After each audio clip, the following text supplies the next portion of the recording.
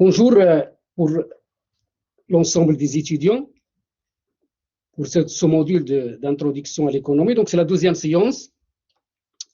Après la première qui a été consacrée à introduire cette matière, montrer son importance pour les étudiants, situer la matière dans le cadre de cette filière économie et gestion, surtout ce cours d'introduction à l'économie qui englobe, qui renferme beaucoup de choses importantes pour les étudiants qui viennent de s'inscrire dans cette filière de sciences économiques et de gestion. Donc, cette matière constitue l'épine dorsale de cette filière, avec d'autres, pas trop, l'économie générale, quelques modules où vous allez trouver de l'économie, à part ces quelques matières, donc c'est surtout la gestion qui est dominante dans cette filière, sur le management, les techniques quantitatives, les mathématiques, les statistiques, comptabilité. Donc, les matières qui traitent vraiment de l'économie sont de plus en plus rares. C'est pourquoi cette matière, j'ai cette charge lourde de traiter pas mal de choses concernant les mécanismes économiques, du rouage de l'économie. Donc, moi, j'ai ma méthodologie, c'est de toucher à beaucoup de domaines, pas seulement les théories économiques ou les agents économiques, mais donc on va traiter, j'ai déjà déposé le support écrit, où vous allez donc les systèmes et les régimes économiques. Vous avez la croissance économique et le développement, la dynamique économique. Donc, vous avez donc les déséquilibres économiques. Les déséquilibres économiques, ça, c'est le chômage, l'inflation, notamment. Mais les déséquilibres économiques concernent aussi les déséquilibres de la balance des paiements, le déséquilibre au niveau du budget de l'État. Mais ces aspects, on va les traiter dans le cadre de chapitres. Par exemple, le déséquilibre du budget de l'État, ce sera les politiques économiques, budget de l'État. Le déséquilibre de la balance des paiements au niveau des relations économiques internationales, le dernier chapitre. Donc, vous avez la monnaie, le financement. Donc, c'est beaucoup de domaines. Donc, j'ai ce projet ambitieux de toucher, de brosser un tableau le plus global, le plus large possible, le plus riche. Et durant ces interventions orales, chaque semaine, donc, ça sera donc pour les deux ensembles, les vidéos seront diffusées le jeudi. Pour les deux ensembles, ça sera donc le jeudi à 14h. On était donc sur l'introduction générale, sur les questions de scientificité, de la science économique, les définitions, l'utilité de l'économie, pourquoi l'économie. Donc, c'était ça l'objet de l'introduction, l'objet de la première séance. C'était en quoi l'économie est-elle une discipline utile pour la société, pour l'État, pour les entreprises et aussi pour les ménages, pour les étudiants.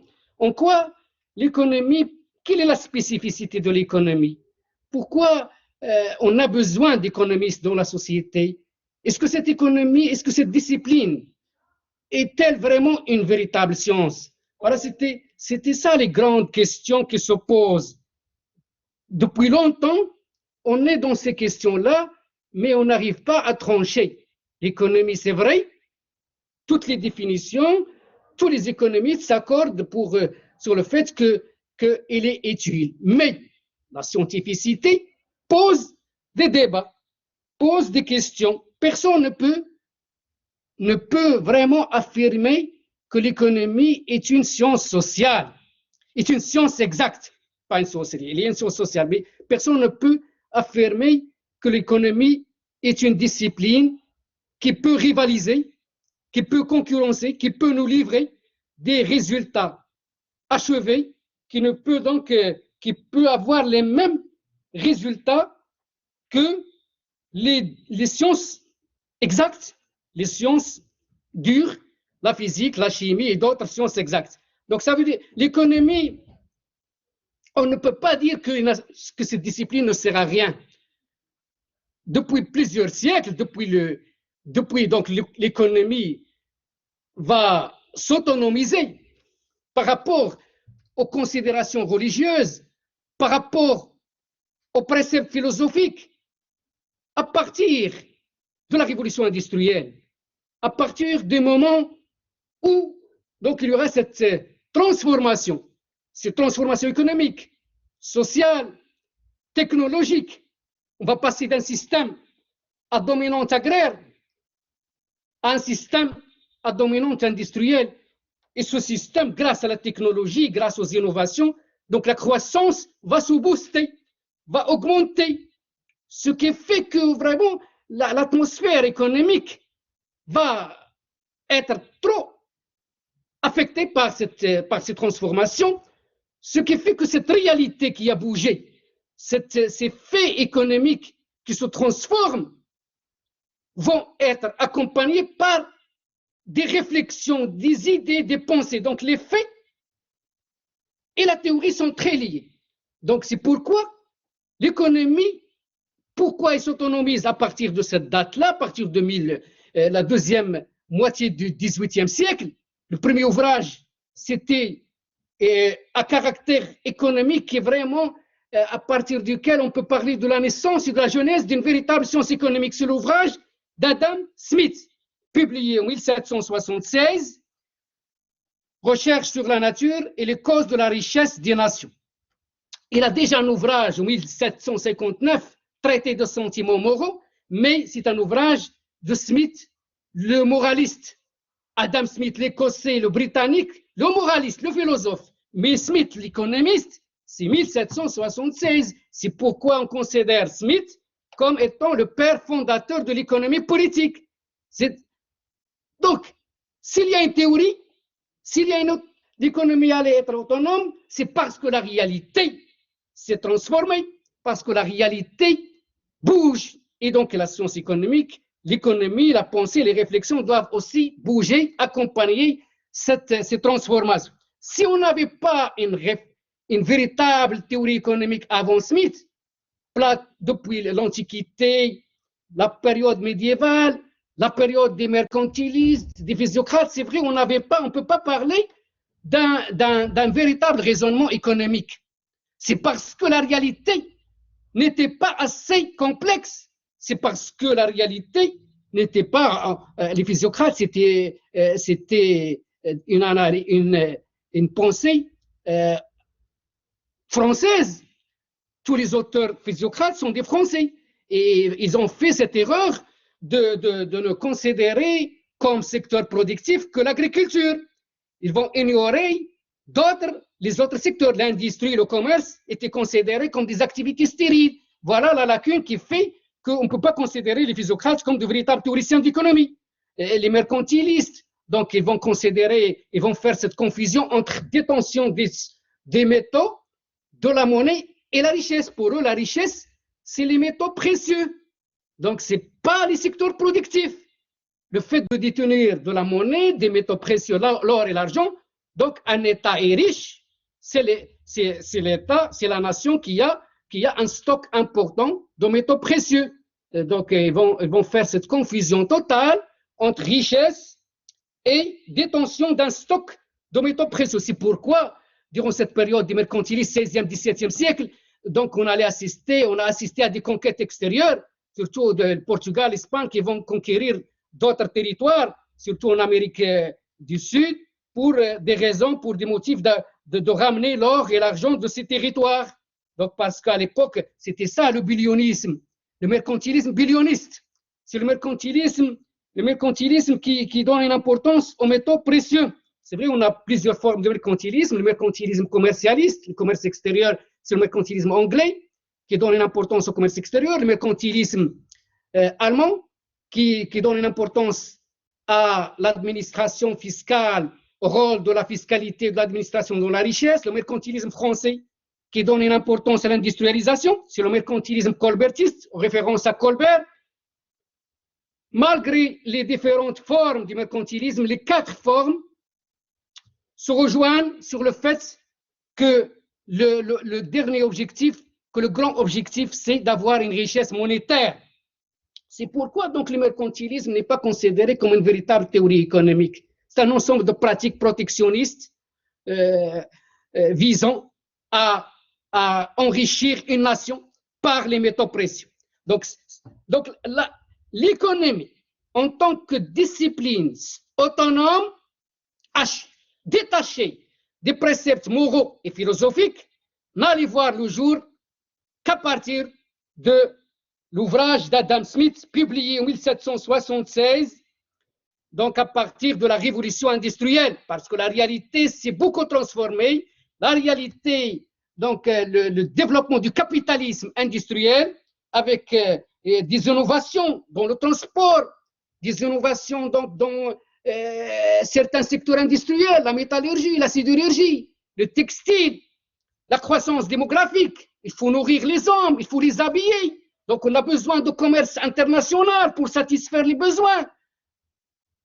Le développement de la médecine, de l'hygiène de vie, ce qui fait que donc on a des besoins, on a un commerce international qui commence à se développer et une production importante, une croissance économique aussi qui se développe, ce qui fait qu'on a vraiment une transformation économique dans le cadre de ce capitalisme industriel naissant, notamment dans les pays développés, puisque cette révolution industrielle a vu le jour d'abord en Grande-Bretagne, avant de se propager à d'autres pays dans le monde européen, l'Italie, la France, l'Allemagne, Pays-Bas, et au XIXe siècle, les États-Unis, le Japon et d'autres pays. Donc, voilà, l'économie, depuis le XVIIIe siècle jusqu'à aujourd'hui, on est vraiment XVIIIe, XIXe, XXe siècle, on entame un autre siècle, le IVe siècle, l'économie, depuis cette date-là, on a un développement de cette théorie-là. Il y a beaucoup d'écoles, puisque après Smith, Ricardo, Malthus, Jean-Baptiste Say, John Stuart Mill, les classiques, on aura, il y a aussi le marxisme, même si ce n'est pas une véritable théorie économique, c'est une critique de l'économie politique. Marx n'est pas, c'est vrai qu'il a un ouvrage publié en 1867, 3 tomes du Capital, où il va développer une critique de l'économie politique. Il va critiquer le fonctionnement du système capitaliste, mais Marx, il est considéré comme un philosophe, comme un, vous voyez, il a une contribution en économie, mais surtout, il n'est pas considéré comme un véritable économiste, comme les néoclassiques. Donc, on aura les néoclassiques, les keynésiens, et on aura les auteurs contemporains.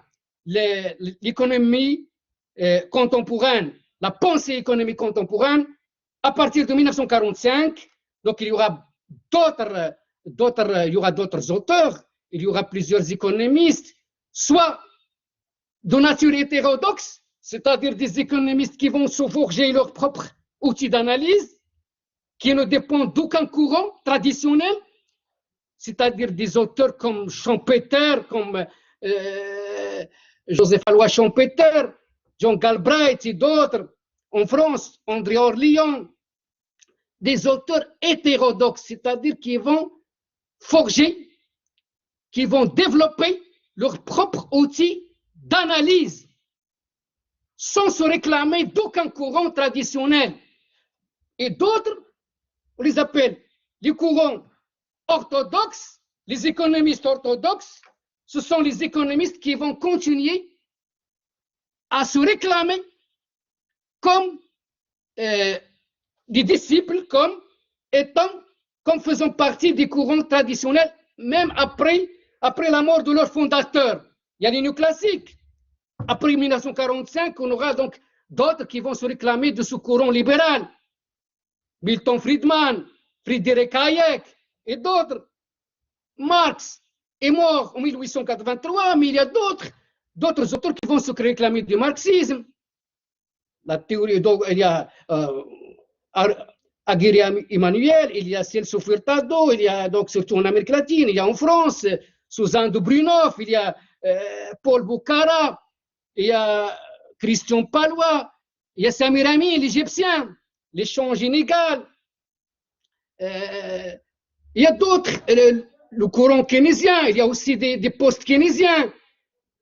Il y a Harrod et d'autres. Il y a les nouveaux classiques.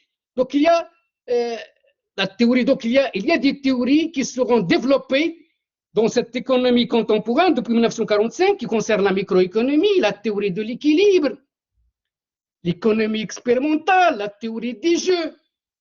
Il y a aussi la théorie macroéconomique, la croissance, Solow et d'autres, Robert Lucas. Il y a donc la théorie macroéconomique qui va travailler aussi sur les cycles économiques. Donc, l'économie, c'est une.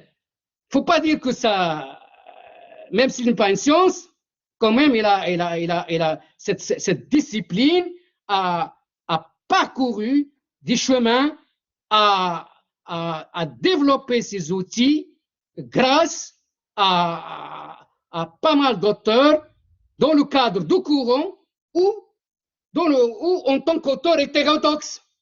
Donc, cette économie, c'est une discipline. C'est vrai, certains auteurs vont critiquer l'économie comme étant la critiquant comme s'il s'agit d'un discours qui domine. C'est vrai que l'économie, le discours dominant, c'est l'économie. Il domine, ce discours domine les débats, domine même l'action, domine les politiques économiques, puisqu'on cherche à vraiment à faire de l'économie une religion, capable d'expliquer, capable d'influencer, ce qui fait que certains auteurs critiquent la domination du discours économique par rapport aux sphères non marchandes.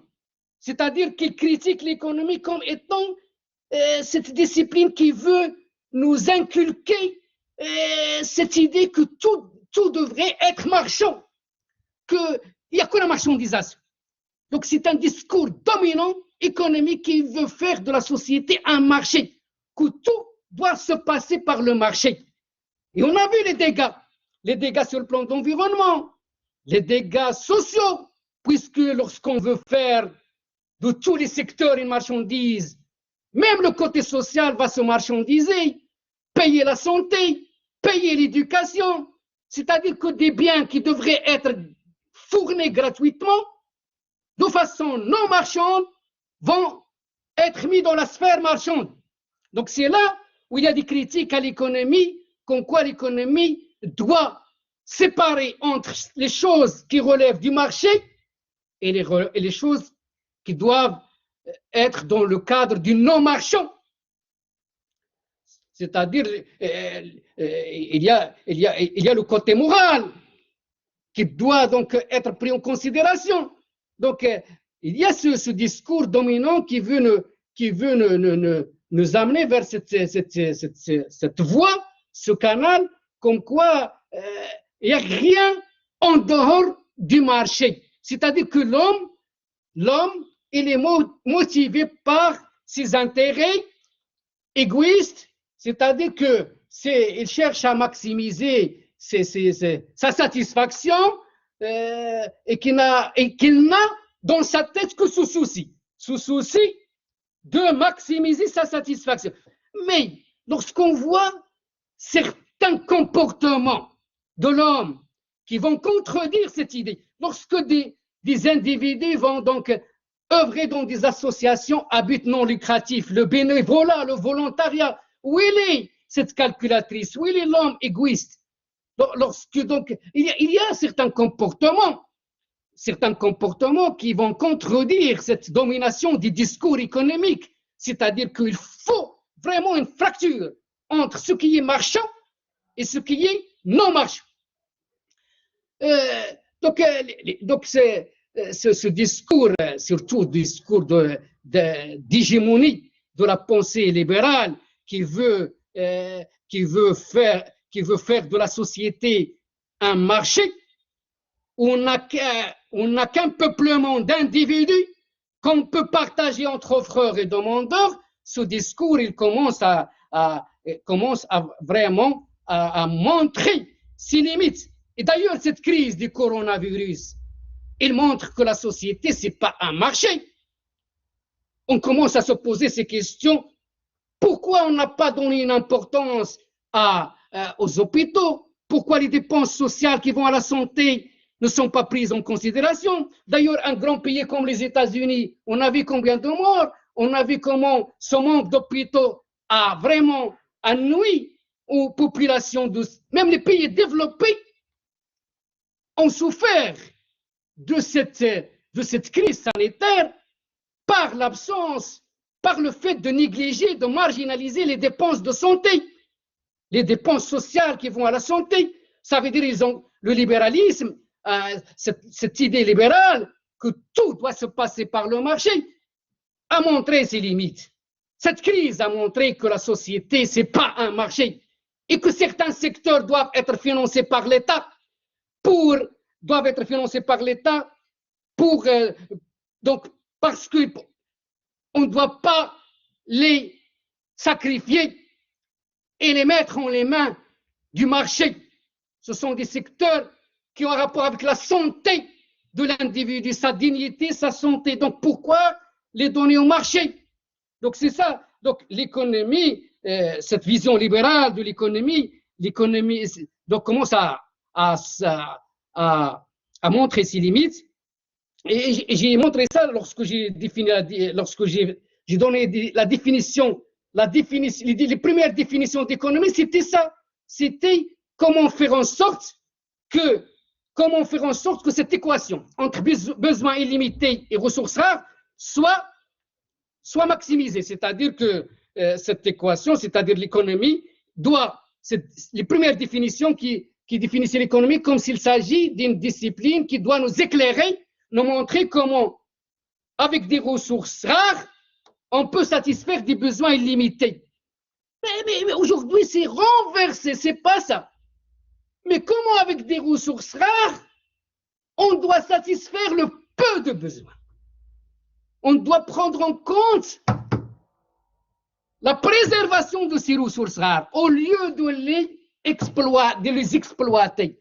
Les premières définitions, c'était comment les exploiter à outrance. Aujourd'hui, on est dans le contraire. Comment ces ressources rares, il faut les préserver, ne pas les exploiter parce que ce sont des ressources épuisables. Même l'air, qui était considéré comme un bien abondant, il n'est pas abondant parce qu'à un certain moment, par l'industrialisation, par les activités économiques, il va se polluer. Et donc on aura un air pollué, un air non respirable qui peut nuire à la santé, ce qui fait qu'on va mettre un air qui ne peut pas se respirer, donc on doit chercher d'autres choses pour respirer. Voilà un bien qui était considéré comme abondant. À un certain moment, il ne sera pas abondant. D'ailleurs, déjà, on commence à anticiper des scénarios pessimistes. D'ici quelques années, on risque d'avoir des tsunamis, les océans qui peuvent, donc la mer qui commence à avancer, l'air le changement climatique. Donc, voilà. Et puis, c'est pourquoi on crée des ministères de l'environnement. On organise des conférences mondiales, internationales. Voilà, donc ce n'est plus un bien abondant l'air. Donc, ce qui fait que les définitions premières de l'économie commencent à montrer leurs limites. Cette définition de Robbins, comment satisfaire des besoins illimités en exploitant des ressources rares, on est dans d'autres voies, c'est-à-dire que de nouveaux outils d'analyse. D'ailleurs, de nouveaux outils d'analyse, de nouvelles réflexions commencent à se poser déjà depuis les années 70-80, lorsqu'on a constaté que la croissance économique, la création de la richesse ne signifie pas le développement. Et qu'on peut avoir une croissance économique sans développement. On peut avoir un PIB important. Le PIB, c'est l'indicateur qui mesure la richesse d'un pays, produit intérieur brut. On peut avoir un PIB, le gâteau national, le revenu national important. Ça ne veut pas dire qu'il y aura des conséquences sociales positives. On peut avoir un grand gâteau avec des problèmes sociaux, avec de la pauvreté, avec du chômage, parce que ce gâteau profite à quelques-uns. Même s'il devient important, la richesse créée, elle est détournée par une minorité locale et mondiale, à travers les sorties de capitaux, à travers les multinationales qui sont implantées. Donc, une minorité peut-être qui abuse, comme en Afrique et d'autres pays, qui abuse de son influence politique pour détourner des ressources, pour profiter dans des secteurs rentables, comme les secteurs rentiers, ce qui fait que un gâteau important, grand, n'est pas synonyme de développement social. Au contraire, le classement du programme des Nations Unies pour le développement, le PNUD, si vous allez lire ce classement, il fait un rapport, cet organisme qui dépend des Nations Unies fait des rapports chaque année sur la situation du développement humain dans le monde, l'indicateur de développement humain, l'IDH. Vous allez voir, dans ce classement, il y a des pays qui sont classés parmi les premiers en matière de développement humain, et pourtant, ils ont un PIB inférieur à celui d'autres pays, inférieur à celui des États-Unis. Pourquoi? Voilà, avec un PIB qui n'est pas important, on peut être bien classé sur le plan du développement humain. Cela veut dire que la richesse créée, il profite à la majorité de la population en termes de financement des secteurs sociaux, l'éducation, la santé. D'ailleurs, cet IDH, l'indicateur de développement humain, pour le calculer, on ne prend pas en compte seulement le PIB. Il y a le PIB par tête par habitant, il y a l'espérance de vie, les questions de mortalité infantile. Il y a l'analphabétisme, le taux d'analphabète dans la société, les questions de scolarité et d'instruction. Donc, si on ignore, même avec un PIB important, si on a des problèmes dans les deux autres, vous ne seriez pas bien classé dans ce classement fait par le Programme des Nations Unies pour le développement par le PNUD. C'est pourquoi le Maroc, il est mal classé, hein, et vous allez voir, il est dans une position qui n'est pas vraiment confortable. Des rapports le classent à la position 126e, aux côtés des pays africains les plus pauvres, donc il y a un problème. Ça veut dire que même si vous avez un PIB important, si vous ne financez pas les secteurs sociaux, ça veut dire que vous n'êtes pas dans le bien-être. Donc la richesse matérielle quantitative n'est pas synonyme de bien-être de la population. Donc il y a de nouveaux indicateurs de richesse qui sont élaborés pour prendre en compte les dimensions sociales, environnementales, les libertés. Amartya Sen, ce prix Nobel indien, il a montré que la richesse, c'est le fait de respecter les libertés des individus, les libertés publiques. Il y a d'autres dimensions. Il n'y a pas que le côté économique, il y a le côté social, le côté politique, le côté environnemental dans une société. Il n'y a pas que le pain qui compte. Il y a plusieurs considérations qu'il faut prendre en compte en matière de bien-être. Voilà donc, donc l'économie, ce n'est plus le souci de croissance comme c'était depuis le classique. L'objectif, c'était pour les économistes, c'était croître, créer de la richesse, utiliser les facteurs de production. C'était ça le souci. Comment créer de la richesse pour la répartir, la répartition. Depuis le temps où on a constaté que la richesse ne se répercute pas positivement sur les aspects sociaux, sur le développement d'un pays, on va revoir les outils d'analyse pour élaborer d'autres indicateurs de richesse l'indicateur de développement humain, le BNP, le bonheur national brut. Donc, il y a plusieurs indicateurs qui sont élaborés, l'indice de pauvreté humaine, l'IPH. Donc, il y a plusieurs indicateurs qui sont élaborés pour prendre en compte les dimensions de développement, le côté social, le côté environnemental. Ça veut dire que la richesse, être riche, une nation riche, peut être une nation pauvre. On peut avoir le malheur malgré la richesse. Ça veut dire quoi? Ça veut dire qu'il y a un problème dans le mécanisme de répartition. Ce mécanisme de répartition ou de dynamisme économique. Le mécanisme de répartition, c'est le système fiscal qui est défaillant. La richesse créée, normalement, on devrait aller prélever une partie. L'État doit faire ce travail équitable pour prendre une partie et financer les secteurs sociaux. Prendre aux uns pour donner aux autres. Dans certains pays, l'Afrique, d'autres pays en voie de développement, il y a des résistances. Ceux qui ont le pouvoir politique abusent économiquement pour investir, pour échapper à la contribution, pour ne pas contribuer, ce qui fait qu'on aura une grande partie de la richesse qui n'est pas prélevée, qui va financer, je ne sais pas quoi, des consommations ostentatoires de la classe riche, de la classe qui détient le pouvoir politique, économique. Donc, il n'y a pas une démocratie politique où vraiment ceux qui ont le pouvoir politique doivent garantir un bon fonctionnement de l'économie où il y a de la concurrence. On peut avoir aussi un problème au niveau du dynamisme économique. Lorsqu'on va, donc les impacts sociaux découlent d'un système fiscal non équitable, mais ils peuvent aussi découler d'un problème de dynamisme économique. C'est-à-dire qu'on va délaisser les secteurs qui créent de la richesse, les secteurs qui ont un rapport avec l'innovation comme l'industrialisation, pour orienter la politique économique et les choix sectoriels vers des secteurs rentiers, des secteurs qui permettent d'avoir la richesse rapidement, avec donc sans attendre ce retour sur investissement, comme c'est le cas de l'industrialisation.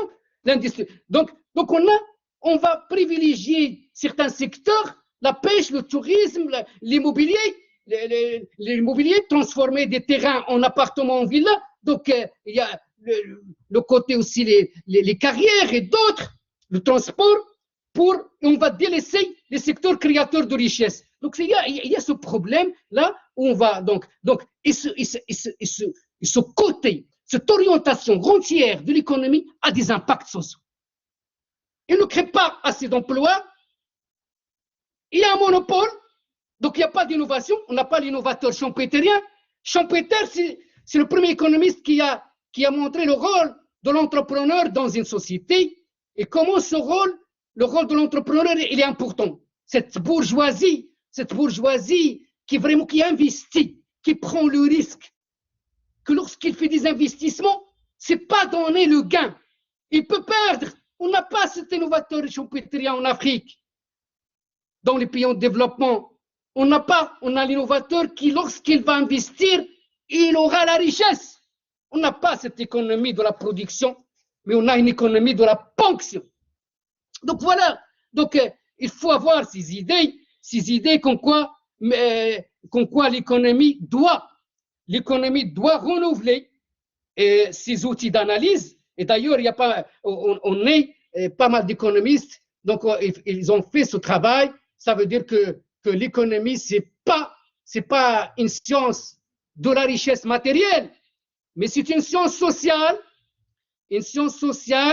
qui doit prendre en compte plusieurs dimensions de la société, pas le côté uniquement de la richesse matérielle, c'est-à-dire qu'il doit prendre en compte plusieurs dimensions. C'est une science qui doit donc avoir ce côté moral, c'est-à-dire il doit donc séparer entre ce qui est marchand et ce qui est non marchand. Donc c'est pourquoi il faut être cette position que l'économie, c'est vrai, c'est une science sociale, c'est une science qui a permis d'avoir pas mal de théories qui sont exploitables.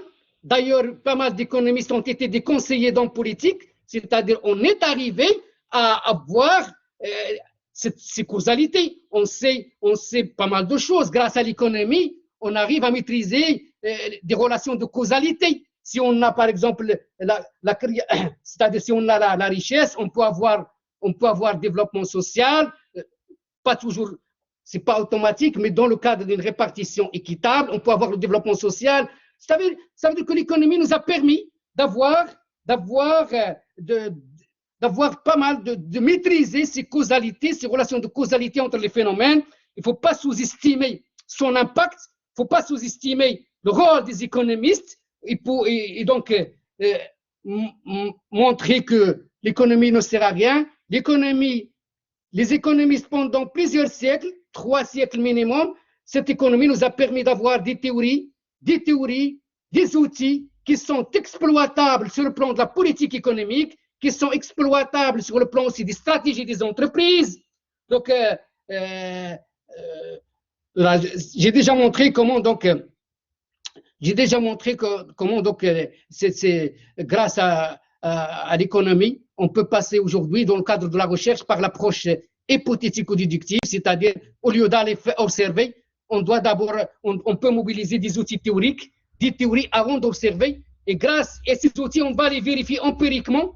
On va d'abord mobiliser des outils et vérifier dans la réalité est-ce qu'ils sont confirmés ou pas. Donc, l'économie, je vais passer à autre chose en rapport avec ces définitions, les questions de besoin.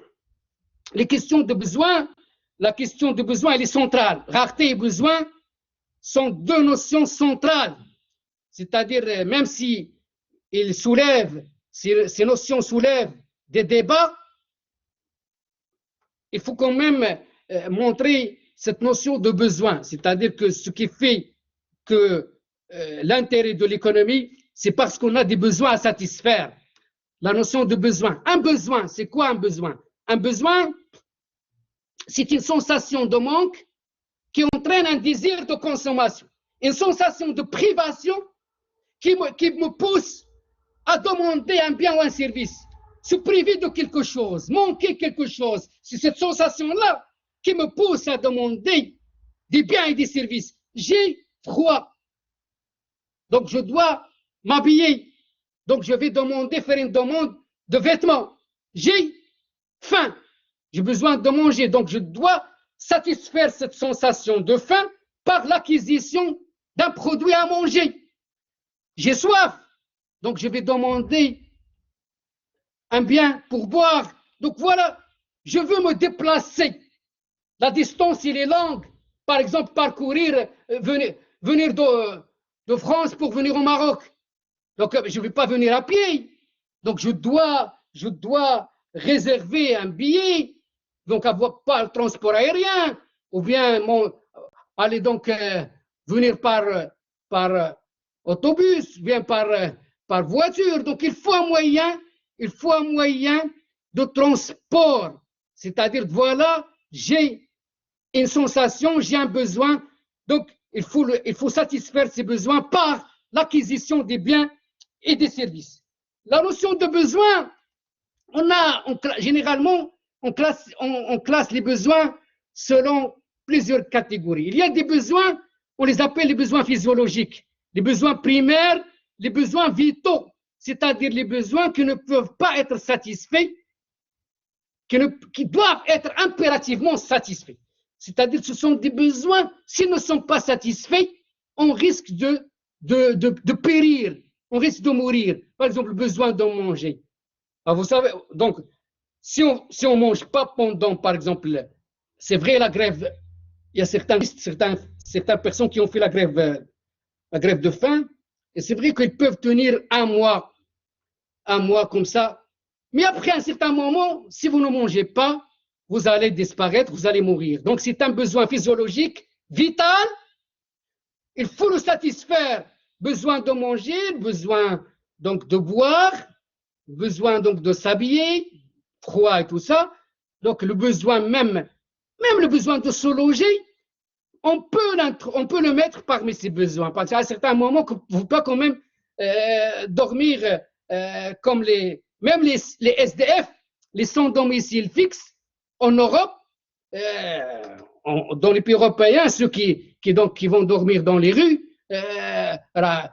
vraiment, il arrive un moment où ils vont quand même être, des fois, ils sont logés. On va les récupérer pour les mettre dans des établissements. Donc, les autorités ne les laissent pas pendant les périodes de froid, vont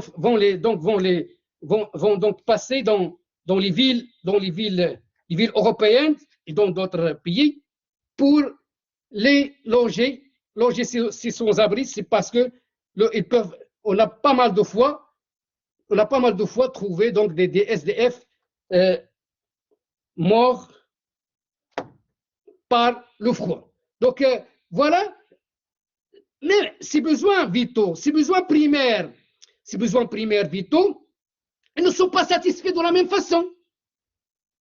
Chacun va satisfaire, donc il y a le besoin, mais le besoin, il est relatif. Il n'est pas satisfait de la même façon. Chacun va manger à sa façon, chacun va dépenser à sa façon. On peut satisfaire ce besoin par 10 dirhams, comme on peut le satisfaire par...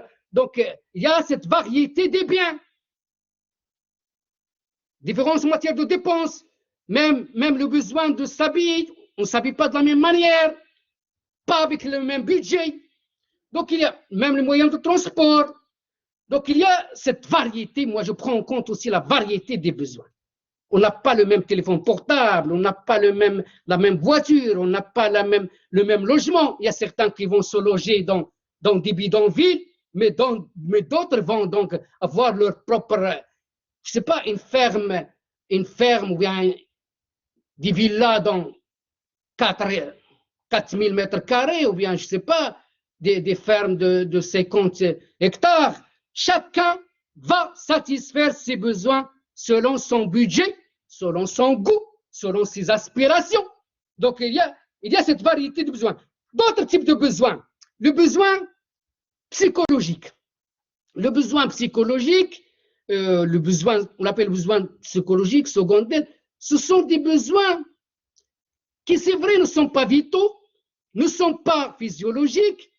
Si on ne le satisfait pas, on ne va pas mourir, mais quand même, la non-satisfaction de ces besoins pose des problèmes, peut poser des problèmes chez certains, chez des personnes. Ça veut dire que vraiment, ce sont des besoins qui sont devenus utiles, importants par l'évolution économique et sociale. Il faut les avoir. C'est-à-dire l'évolution économique et sociale, la modernité, ont fait que ces besoins sont devenus très utiles dans cette société. Par exemple, le fait d'avoir une voiture, le fait d'avoir les produits électroménagers, réfrigérateurs, télévision. Donc c'est ça, des besoins qui ne sont pas vitaux, qui ne sont pas physiologiques. La non-satisfaction de ces besoins n'entraîne pas la mort, mais quand même, ils sont devenus importants, utiles de nos jours. La troisième catégorie de besoins, c'est les besoins de confort, les besoins de luxe. Les besoins de confort, c'est-à-dire ce sont des besoins réservés à une catégorie qui a une fortune, la catégorie fortunée, les classes sociales aisées, qui peuvent se permettre d'avoir donc des produits de luxe. Une Aston Villa, une voiture à, je ne sais pas, 200 millions de centimes, une montre à je ne sais pas, il y a des montres à 400 millions plus. Donc, mais ce sont des besoins qui sont demandés, ce sont des besoins qui vraiment ne paraissent pas utiles, mais qui sont réservés à des classes sociales qui ont les moyens et qui rentrent dans ce qu'on appelle le snobisme ou bien les dépenses ostentatoires. C'est-à-dire, lorsque moi j'appartiens à une classe aisée, j'ai les moyens d'aller me procurer, d'aller acheter un produit, une voiture, c'est pas des montres, pour se distinguer.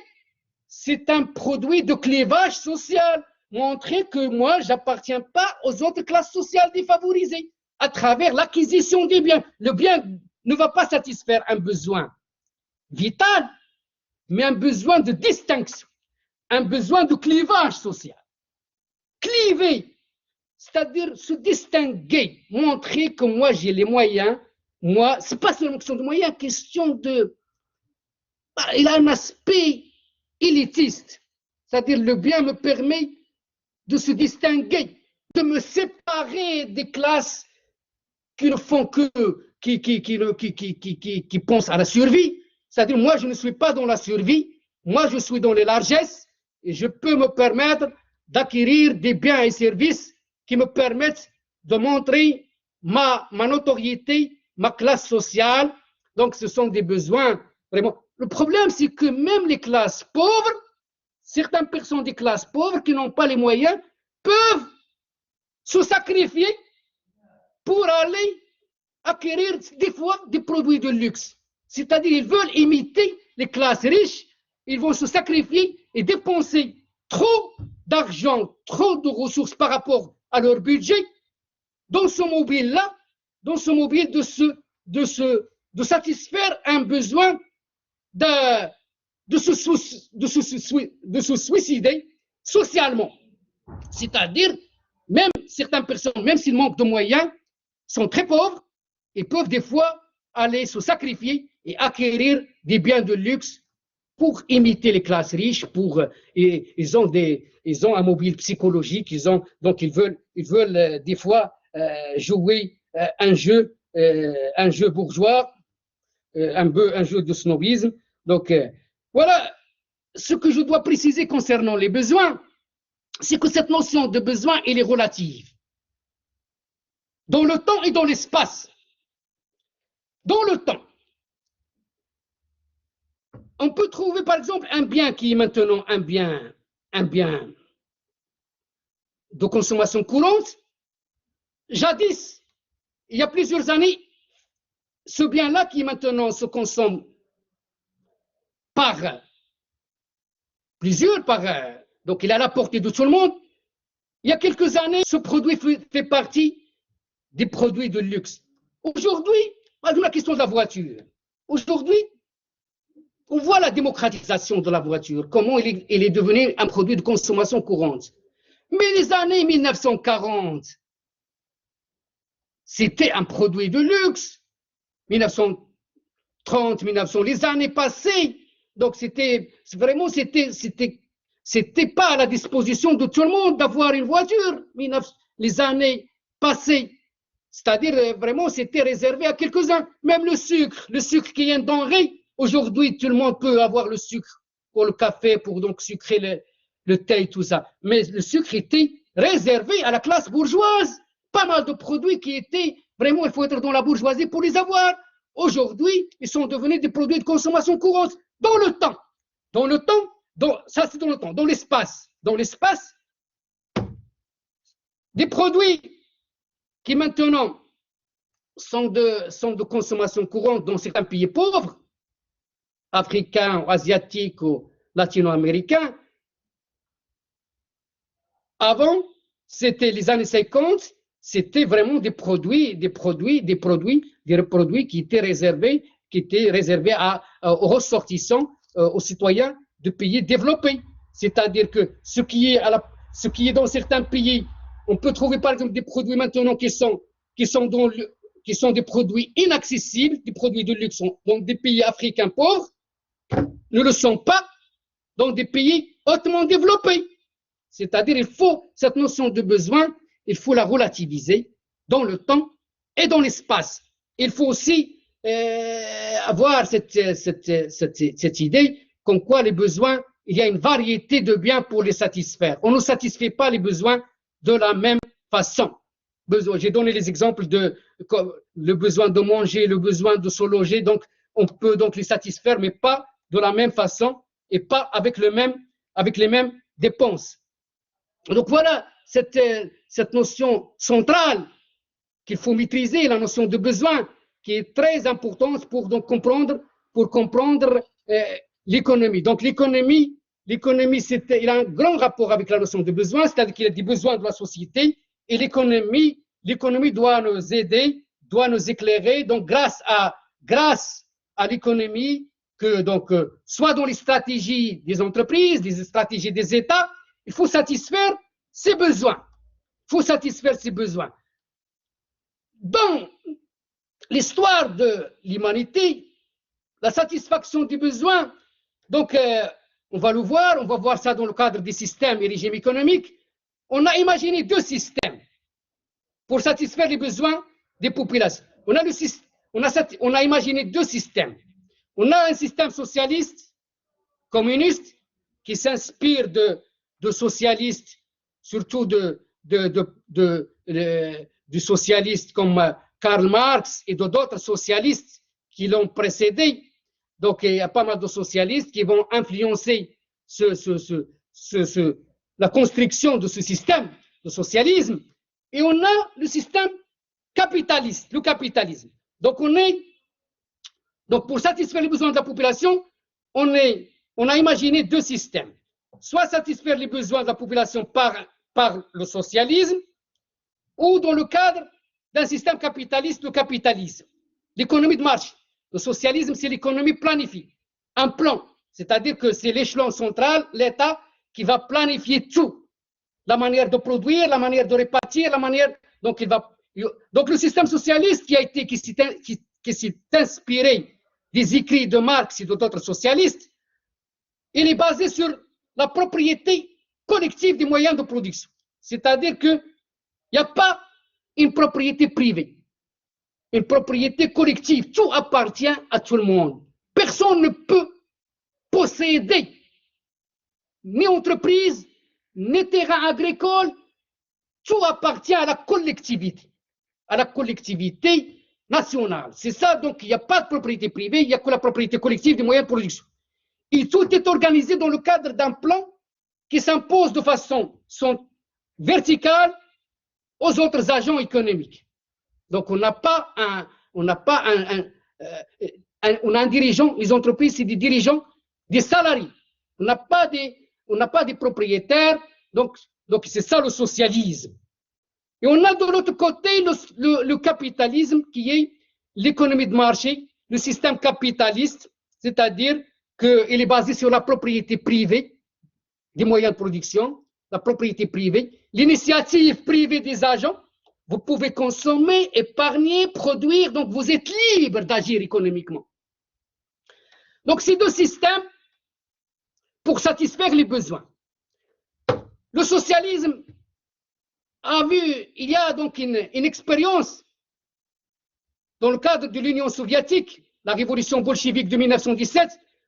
Ce n'est pas le socialisme tel qu'il a été, parce que les Marx et les autres n'ont pas montré comment va fonctionner vraiment la société communiste socialiste. Ils ont donné des idées.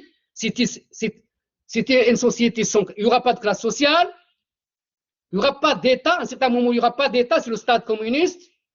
Et chacun va satisfaire ses besoins selon. Ça va satisfaire, donc il n'y a pas de question de moyens, ne se pose pas, mais chacun peut satisfaire ses besoins sans. Ça veut dire que la question des moyens, de propriété privée ne se pose pas dans le cadre de ce système socialiste. Donc voilà le système socialiste. Mais ce système, il a vu une concrétisation dans le cadre de l'Union soviétique, l'Union des républiques socialistes soviétiques, en 1917, la révolution bolchevique. Mais ce système, donc, qui a été donc aussi, on trouve ce système aussi dans certains pays européens, de l'Europe centrale et orientale, la Tchécoslovaquie, qui maintenant a changé de nom, c'est la République tchèque, la Pologne, la Hongrie, la Roumanie, la Bulgarie, et d'autres, la Yougoslavie, qui n'existe plus, qui s'est éclatée en plusieurs pays. On va voir ça dans le cadre d'une intervention sur les systèmes. Donc, ce système a vu le jour de 1917 à 1991. Il va s'éclater en 1991. Donc, il n'y aura plus d'Union soviétique. En 1991, donc, ça sera l'éclatement de ce système socialiste. Et les pays donc, vont donc intégrer l'économie de marché. Donc, l'Union soviétique, ce n'est plus l'Union soviétique, c'est la Russie, qui était donc, il va s'éclater, l'Union soviétique va s'éclater en plusieurs républiques.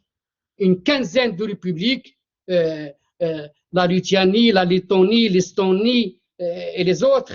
Biélorussie, et il y a aussi les pays européens, l'Europe de l'Est, qui vont intégrer l'économie de marché. Et d'ailleurs, ces pays-là, ils vont intégrer l'Union européenne depuis 2004, la Pologne, la République tchèque et d'autres, d'autres pays, la Bulgarie, la Roumanie, qui vont intégrer l'Union européenne. Donc, c'est-à-dire qu'ils vont faire la transition de marché et grâce à l'économie de marché comme critère qu'ils ont été acceptés d'intégrer l'Union européenne, le bloc régional de l'Europe, l'Union européenne. Et donc, on a de l'autre côté le capitalisme. On fait donc les pays capitalistes qui fonctionnent selon le mode de l'économie de marché. C'est les États-Unis, la France, l'Allemagne de l'Ouest, mais maintenant c'est l'Allemagne. Depuis 1989, après la chute du mur de Berlin, on a la réunification allemande parce qu'avant on avait deux Allemagnes. L'Allemagne de l'Est, la République démocratique d'Allemagne, l'Allemagne de l'Ouest, la République fédérale d'Allemagne. Et donc après, on a une seule Allemagne. Donc ces pays capitalistes, donc, font partie du bloc capitaliste occidental autour des États-Unis, donc c'est l'Allemagne, Pays-Bas. Mais dans la réalité, les systèmes, ce n'est pas la réalité. Socialisme, capitalisme. Mais dans la réalité, on est loin de ces deux variantes théoriques. Ça, c'est la théorie. Propriété privée, le rôle de l'État est très faible, c'est le marché qui domine. Ici, c'est le plan, c'est la propriété collective. Mais dans la réalité, on n'est pas ici ou ici. On est là. On est dans des zones intermédiaires. On est dans des zones. Ça veut dire que le rôle de l'État, on le trouve ici et là. Donc, on est dans des économies mixtes où on a le secteur public, proche du socialisme, et le secteur privé, nos marchés, proche du système capitaliste. Dans la réalité, on n'a ni un capitalisme libéral, ni un socialisme étatisé.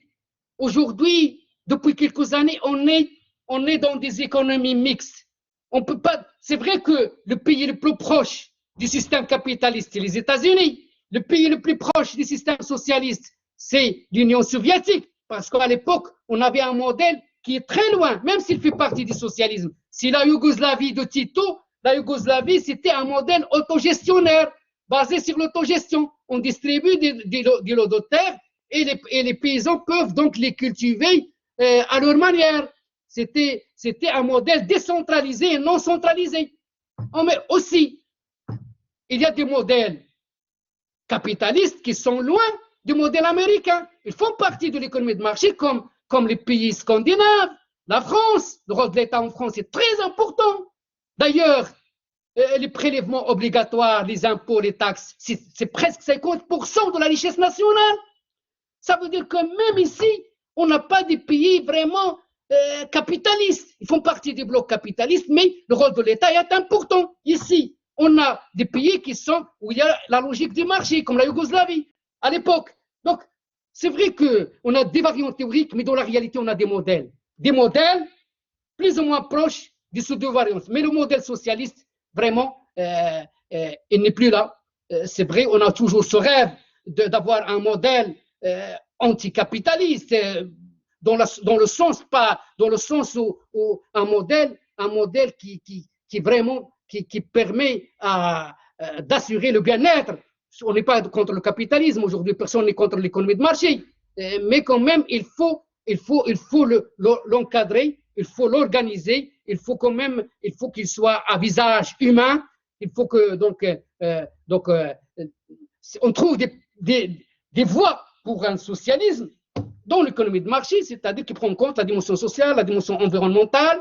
Mais c'est pourquoi on est dans une troisième voie qui n'est ni capitaliste ni socialiste. C'est pourquoi on commence à encourager les entreprises d'économie sociale, les associations, les coopératives, les mutuelles, l'économie solidaire, donc les mouvements sociaux. Voilà donc